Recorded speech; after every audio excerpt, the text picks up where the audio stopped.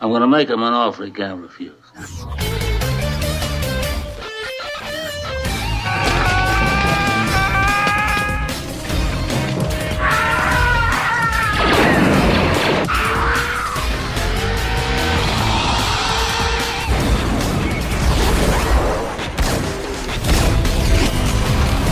more you talk, the harder I want to hit you.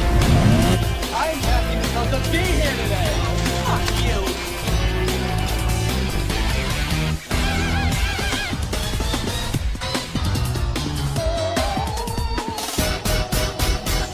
Come on, you want me to drive?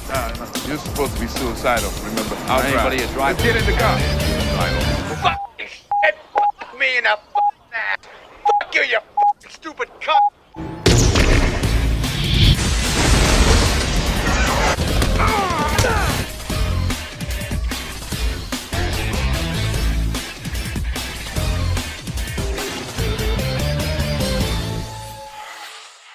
Hey everyone, it's Don G. Corleone here, and I'm here with a different kind of movie review. And well, not movie review. A different kind of video on why something didn't do well. And this is going to be for a film that got great reviews, but unfortunately it has done horrible at the box office, despite getting great reviews and getting better reviews than the last one. And that's going to be for a video on why 20 years later, The Bone Temple flopped at the box office, despite the critical acclaim. And I could come up with quite a few reasons why it did, but so to make this story short, so here's how it all went down. Y'all know, it was around 2024 when we saw a teaser for 20 years later, and 28 days later was becoming back. And finally, the third one was happening. But it wasn't 20 months later. It was called 28 years later. Set 20 years after 28 weeks. And the teaser was that great, it got people hyped. And the movie came out. And now, while I'm one of the few rare people that liked it, audiences were split. However, what we didn't know is that there was another one coming out months after it in January called The Bone Temple, but it would not be directed by Danny Boyle. Instead, it was directed by Nia DaCosta. And then I was a little worried about this because seeing the reactions for 20 years later, I was like, don't you think they should wait on this one before even trying to release it? To kind of process the backlash of 28 years later first, before and maybe figure out what they didn't like and reshoot that. But despite that, it turned out to be better than the last one. It got better reviews, got better reactions from audiences, but that wasn't enough. Because unfortunately, opening weekend, I'm going to go here, I'm on Box Office Mojo.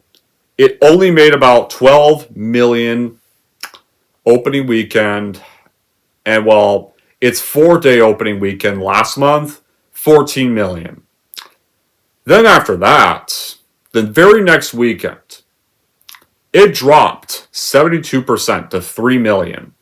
And it's only lasted I think 32 or 5 weeks in theaters and only made 25 million domestically. And it's only made 57 million worldwide. At the same time, though, 28 days later, yeah, it's never been a profitable franchise to begin with, but unfortunately, Sony had gotten too much hope for this film making better profits, despite the rushed release time, and confirmed a third one, but that's gotten worried updates now. Now that brings me to the final question. Why did The Bone Temple flop?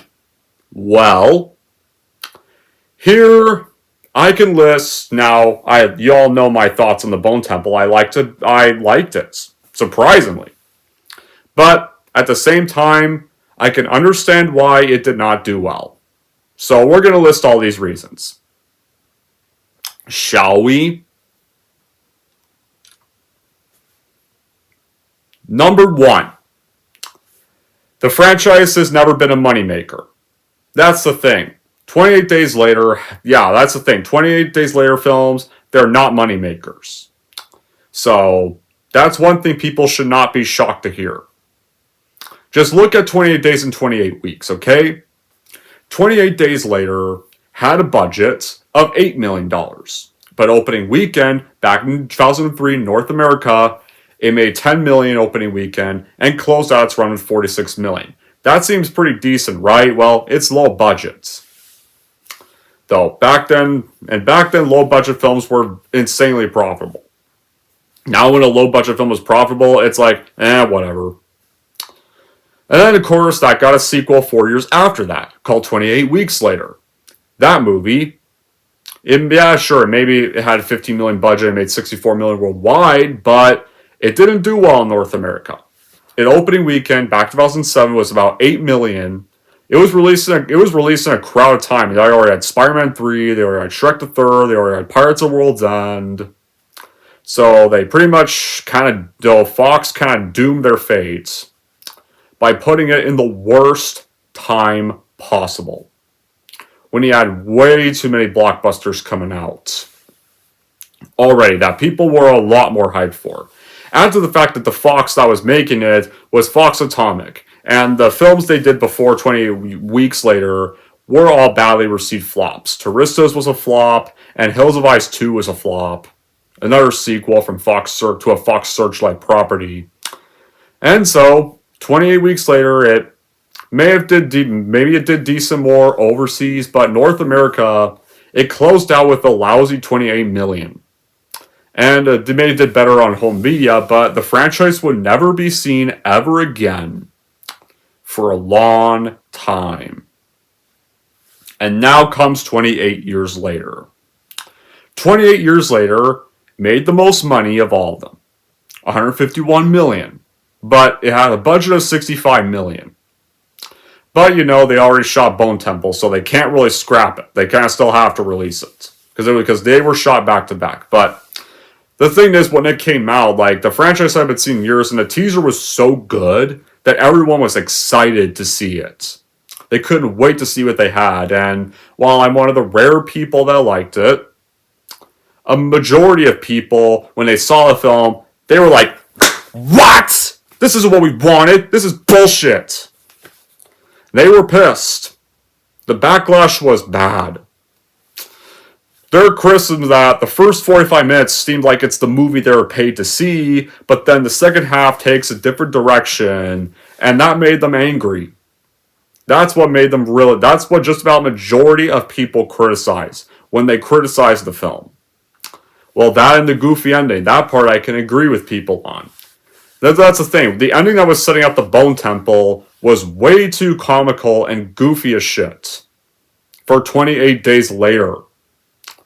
And that was another people's problem with wanting to check out the next one, because it was about the people they were teasing. And they thought it would be like the ending of that movie, with those characters. But more on that later. But it may have made the most money, but not really money to write home about. But it didn't stop the Bone Temple from still being released. And then comes that, and then my thoughts. I just said the box office. Number 2. The rushed release dates. 28 Years Later came out during the summer. Good time for a movie like that, when summer's a pretty popular time at the movies. This movie, dumped to fuck you, it's January. Dumped to January. Horrible time to release movies, because the cinema is dead. The only time anybody goes to the movies in January is to see the Christmas releases they had no time to see, with either gift cards they got for Christmas. They either go to see the blockbusters that came out during December they didn't get the chance to do. If they got a theater gift card for Christmas, they can use it for those. Usually, January is a time when bad horror films get released that nobody cares about, and then they disappear from the market when they leave theaters, and they're never talked of or heard of again. So, by rushing January, instead of trying to tell people beforehand that this is a two-parter film, they shot themselves in the foot releasing it in January. That was the problem. And that's the thing. It was a sequel, and rubbing the fact that it was a sequel to a film that got backlash from a lot of audiences, yeah, that also just further rubbed salt on the wound. And of course now, that leads to number 3. People did not like the last one. Yeah, I kind of already said that, but it's number 3 anyway. Number 3 is people did not like the last film. It's a sequel to a film that got hated, despite this getting better reviews. So, you may think better reviews means better results, right? Well, no. No, it doesn't. Sometimes a film could be an improvement, but there are times when people decide the last one wasn't good, so why do we need to go see this? Yeah, no, I don't want to see that. Like, that's happened a lot of times. Take a look at Suicide Squad 2016. Made $700 million worldwide. But people hated the shit out of it. Then it did get a stand, but it was successful enough to get a standalone sequel from James Gunn called The Suicide Squad in 2021. And that flopped for a number of reasons. Well, the most important reason was because it was a sequel to a film that everybody hated, so they were all like, well, Suicide Squad 2016 sucked. So I don't know if this looks good or not. So I don't really want to be fooled again. So I'm just not going to see it. Maybe I'll just wait for the DVD or wait for streaming. And well, because people were still scared of a certain pandemic, despite the fact that life was returning to normal. So yeah. The Suicide Squad 2016, not 2016, 2021, I did like, but at the same time with that movie, that movie did flop for good reason. Because the first one was still shit. It was a sequel to a shit film.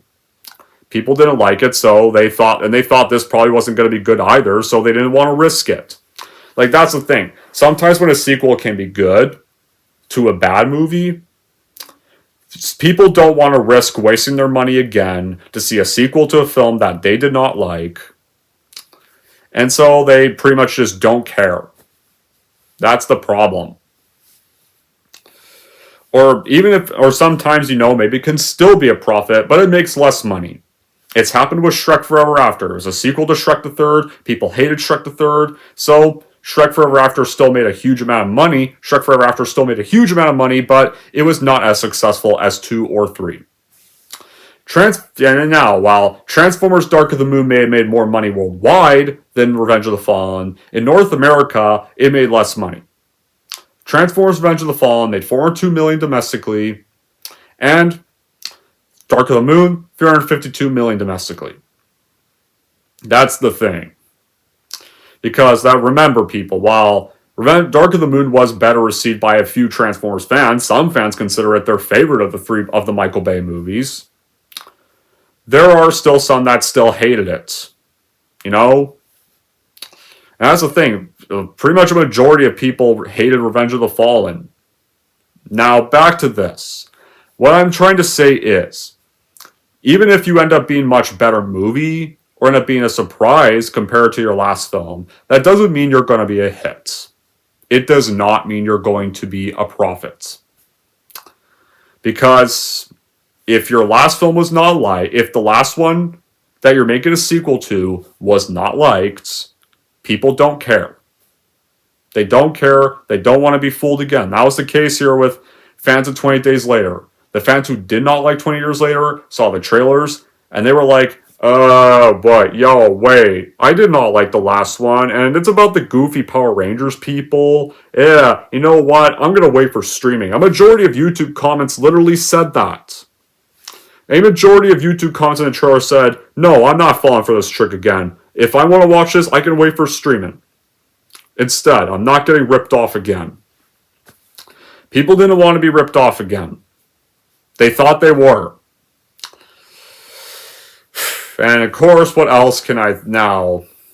And that's the thing, the trailers, unlike the great trailers for 20 Years Later, the trailers for the Bone Temple were a little on.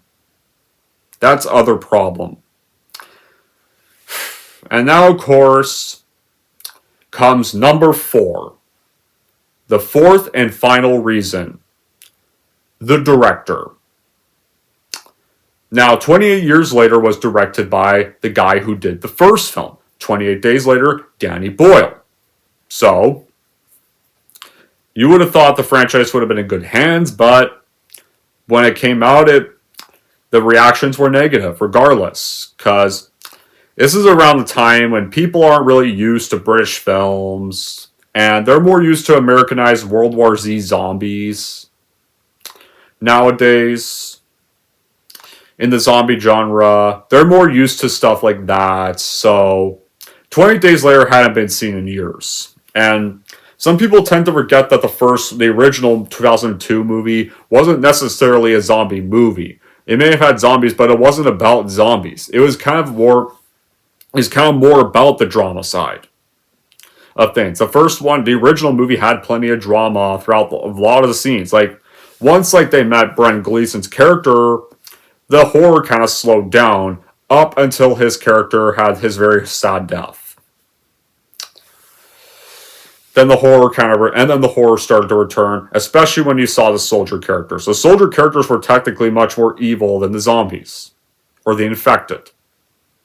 And of course, not to mention, 28 Weeks Later, apparently a lot of people consider that the best one, and I would have to highly disagree with that one. So people thought they'd get another 28 Weeks Later, but the problem with 20 Weeks Later kind of led to a problem. It over-Americanized 20 Days Later way too much. Like, way too much. Like, that film kind of hurt the original a lot. I mean, it's still a decently good film, but I don't consider it the best one. I consider it my least favorite for a lot of reasons. For one, the characters in that film were really stupid. Yeah, I'll go inside, I'll go kiss my infected wife because she's so inside of immunity, nothing could go wrong, right? Oh no, she bit me, I'm infected now, wow, how could I not see that coming? Or the kids, hey, I want to picture my mom, let's break out of the safe zone and go into the infected area and sneak behind the soldiers who are so fucking stupid to watch the whole area. It's 24/7, nothing bad could happen, right? Maybe that could have led to the chance of a cure happening when they found their mom, but then of course it turns into a fuck up when the dad character went and kissed her, which is not even guarded at all. Oh no, everyone got infected, time to kill everybody. And of course, then when the son is showing signs of infection, they're like, okay, let's not check if they're infected. Let's transport them out to Paris. What could go wrong? Huh? Oh, wait, Paris got infected. Oh, no. Yeah, then 20 years later establishes that Paris got nuked before it could get out of hand and spread everywhere else. Some people were confused why it didn't follow the cliffhanger. Like, I feel those people, though, didn't pay attention to the opening text, because the opening text for 20 Years Later literally tells you Paris was nuked once it got there. So they stopped it before it could get anywhere else. That's why it doesn't fall in the cliffhanger of 28 Weeks Later. That's why. 20 Years Later is not a reboot. It's technically still a sequel that still acknowledges the first two. Now, 20 Years Later went back to the British roots of the first one, but people weren't really happy about that. That's the thing. And of course, now let's get to the director part. So, the person who would be directing The Bone Temple and shot it back to back with 20 Years Later was Nia DaCosta. And you're wondering, who's that? What'd she direct? Oh, I can list a lot of stuff she directed. She directed 2021 Candyman. Did I see anybody really like that? Okay, well, back when I really didn't have any movie knowledge and was just kind of a fool craving for entertainment, likely because of all the lockdowns.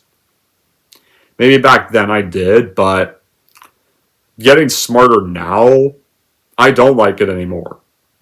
So, those who stumble upon my original review for Cam in 2021, yeah, don't be surprised if you see the old me's thoughts on that.